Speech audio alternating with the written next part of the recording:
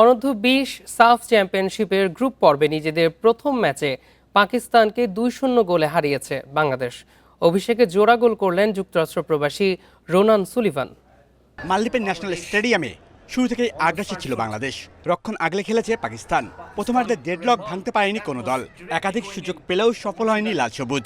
যুক্তরাষ্ট্র প্রবাসী রোনান সুলিভানকে ঠিকমতো সমর্থন দিতে পারছিলেন না পাকিরা। বিরতির পর আক্রমণের ধার বাড়ায় বাংলাদেশ। রেইনবো অলরাউন্ডার এক্সটেরিয়র পে বাড়ির বাহিরের দেয়ালের সুরক্ষা নিয়ে থাকুন নিশ্চিন্ত, সাথে পাচ্ছেন 10 বছরের ওয়ারেন্টি। সফলতা আসে ম্যাচের 53 মিনিটে। ফ্রি কিক থেকে দলকে এগিয়ে নেন রোনাল্ড সুলিভান। 7 মিনিটের ব্যবধানে কাউন্টার অ্যাটাক থেকে পাকিস্তানের গোল ফাউলের কারণে বাতিল হয়। 65 মিনিটে আবার সুলিভান ম্যাজিক। অভিষেকের জোড়া পূর্ণ করেন যুক্তরাষ্ট্র প্রবাসী এই ফরোয়ার্ড।